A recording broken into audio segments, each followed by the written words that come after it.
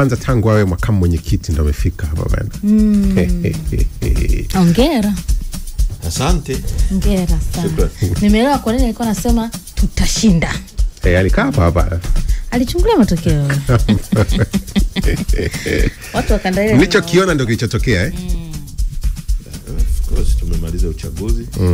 Yeah, watu wetu wa chama chetu ni wa kweli. Na namba niliwaambia hazidanganyi, kwa hiyo yamepita. Sasa tuna focus kwenye mambo mengine kwenda mbele. Tukianzia hapo, wengi walikuwa wanazungumza kuhusu kauli ya kuponywa majeraha. Nimesikia kwa viongozi wengi kiasi kutoka Chadema, wadogo na wakubwa, lakini pia mwenyekiti wa zamani alisema hiyo kuponya majeraha. Tumefikia wapi kwenye kuyaponya majeraha? Nafikiri kwenye uchaguzi ambao ni wa kidemokrasia kama wa kwetu, kwanza lazima tu agree kwamba tumefanya uchaguzi ambao ni uchaguzi ambao ulikuwa wa wazi, haujawahi kutokea kwenye nchi hii. Uchaguzi ulikuwa covered na TV zote, kila mtu aliyeweza. Nafikiri na nyie labda mlikuwepo. Yes. Ulikuwa most democratic, kwa kidemokrasia. Uchaguzi ulikuwa na sifa zote, uhakiki wa wajumbe, everything kilikuwa on press, na ukipiga kura mpaka kwa hiyo hakuna mtu aliyeonewa kwenye uchaguzi wetu.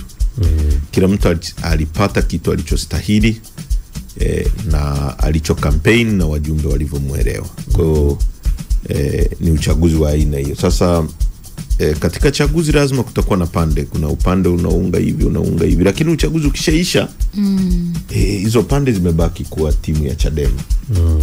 Sasa kuna mambo nayaona katika hilo.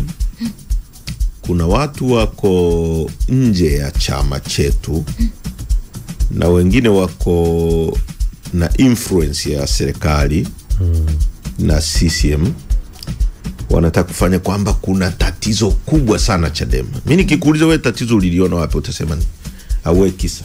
Kwamba umeona tatizo gani ambalo mpaka mnaita majeraha? Kwa sababu this is an agenda from outside. Kuna vyombo vya habari vina carry your agenda kama kujaribu kutudistract, kutuondoa kwenye msimamo wetu.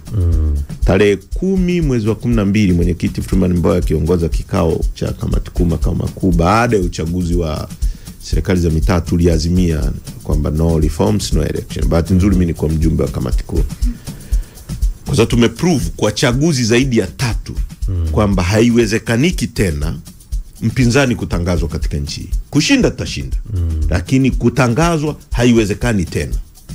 Kwa sababu vizingiti ni vingi mno, nitakueleza hapa. Ndio agenda tunayo sasa. Tumeenda kwenye retreat baada ya kumaliza uchaguzi. Na retreat maana yake ni pamoja na kuleta watu pamoja. Retreat, you go back, you refresh, unaanza upya. Retreat kwa maana ya kutibu, kwa hiyo unaweza kutoa maneno mengi sana.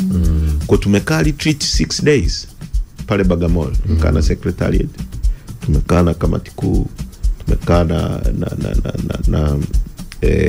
na wajumbe mbalimbali na wazee wa chama chetu, tumezungumza.